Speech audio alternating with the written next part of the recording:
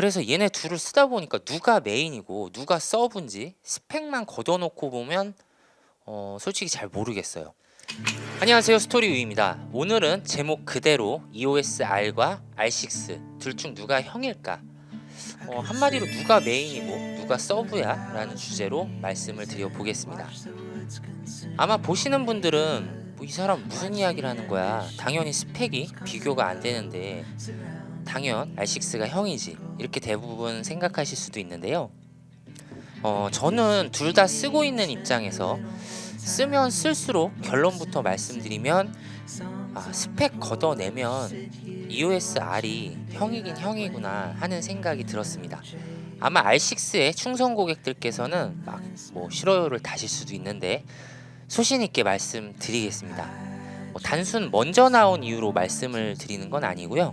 그 이유를 지금부터 말씀드려 보겠습니다. 사람으로 따지면 확실히 일은 R6가 할 줄 아는 게 더 많습니다. 한마디로 R과 비교해서 고스펙인 사람인 거죠. 근데 얘는 일을 시키기가 오히려 제가 이 카메라의 주인인데도 불구하고 좀 눈치를 보면서 시켜요. 조금만 일을 많이 시키면 피곤하다, 툴툴거리고 예민하고. 하지만 얘는 R6와 비교해서 스펙이 조금 떨어지지만 일을 시키면 뭐 지가 할 줄 아는 선에서는 묵묵히 자기 할 일을 합니다. 그럼 이 카메라들의 주인 입장에서 R6는 좀 어리고 달래고 해야 하는, 손이 많이 가는 스타일이고 R한테는 기대하는 거는 많이 없지만 그래도 일을 시키면 마음이 편안하다고 할까요? 얘한테 못하는 일을 제가 시키진 않겠죠. 뭐 너 지금부터 4K 60프레임 찍어봐라, 이러진 않겠죠. 저는 주변 EOS R 유저가 R6를 추가 영입한다면 저는 적극 추천하는 스타일입니다. 왜냐하면 EOS R에서 목마른 부분들을 R6가 채워주기 때문이죠. 특히 4K 60프레임도 그렇고 확실히 더 좋아진 AF도 그렇고 그 밖에도 장점은 확실히 많은 바디인 건 맞습니다. 하지만 기존 장비 다 팔고 R에서 R6로 넘어가겠다 하면 저는 조금 비추천입니다.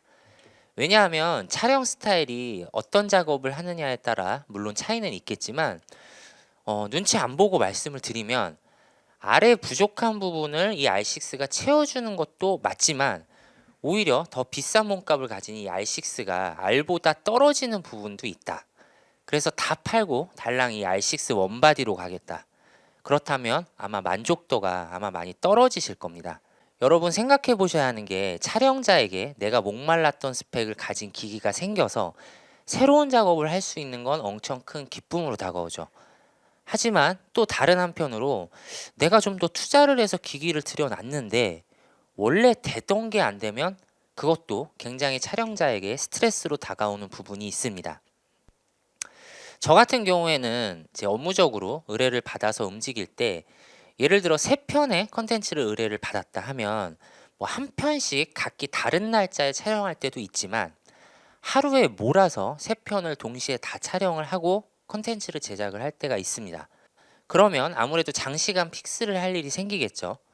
이 두 기종을 동일한 4K 30프레임으로 예를 들어 R로는 뭐 연자를, 그리고 R6로는 실습하는 과정을 찍는다 하면 둘 다 동일하게 오히려 R이 전원을 킨 지는 더 오래되었는데 배터리는 물론 달지만 뭐 발열 때문에 깜빡거린다든지 오히려 훨씬 금액적으로도 싸고 나온 지 전 모델인데도 불구하고 촬영자를 막 신경 쓰이게 하는 일은 없습니다. 적어도 저한테는.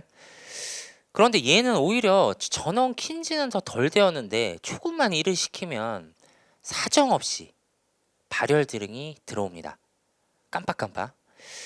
그런데 흐름상 얘가 발열이 있다고 해서 촬영을 중단한다는 건 솔직히 그 촬영 상황에 말이 안 되는 상황인 거고요. 물론 제가 전 컨텐츠의 R6의 발열에 대한 부분을 다룬 컨텐츠가 있는데 그렇게 못 찍을 바디 정도는 아니다라고 말씀을 드렸습니다. 하지만 그건 인서트용이나 소스를 뽑는 용도로 쓴다거나 아니면 뭐 끊어서 찍는 스케치 스타일에서는 지금도 그렇게 못 쓸 바디는 아니다라고 생각을 합니다. 왜냐하면 그전 해외 리뷰들을 보면 막 불구덩이에서 활활 너무 안 좋게 평을 하는 리뷰들만 봐서 그런지 실제로 써봤을 때 제 느낌은 뭐 에이 그 정도는 아닌데 뭘, 이런 생각이 들었었거든요. 하지만 예를 들어 R6 하나만 원바디로 어느 상황에나 쓰기에는 좀 불안합니다. 그럼 또 이렇게 말씀하시는 분들 있으실 거예요. 강의 촬영 같은 경우는 캠코더를 쓰세요. 뭐 이러신 분들도 있으실 것 같은데 저도 당연 강의 콘텐츠에는 캠코더를 씁니다. 제가 말씀드리는 건 그렇게 강의처럼 호흡이 긴 강의가 아니더라도 얘는 환경에 따라서 조금 다르긴 하겠지만 맥시멈 연속으로 전원을 켜놓고 사용할 시에는 40분에서 45분 정도 쓰면 일단 쉬어야 됩니다. 얘는 뭐 발열등이 들어오기 때문에. 그래서 오히려 이런 부분들은 전에 출시한 구형 모델들보다 못하다라고 평을 드릴 수 있을 것 같고요. 그래서 얘네 둘을 쓰다 보니까 누가 메인이고 누가 서브인지 스펙만 걷어놓고 보면 솔직히 잘 모르겠어요. 하여간 제 주변에 은근 R6에 대해서 고민하시는 분들이 주변에 있어서 저는 추천을 드릴 때 바디 하나로 요목조목 여러 상황에 쓰겠다 하면 R6는 비추천이고요. 근데 R 유저가 추가로 영입을 한다면 저는 추천합니다. 그리고 요즘 R 시리즈에 이슈가 하나 있죠.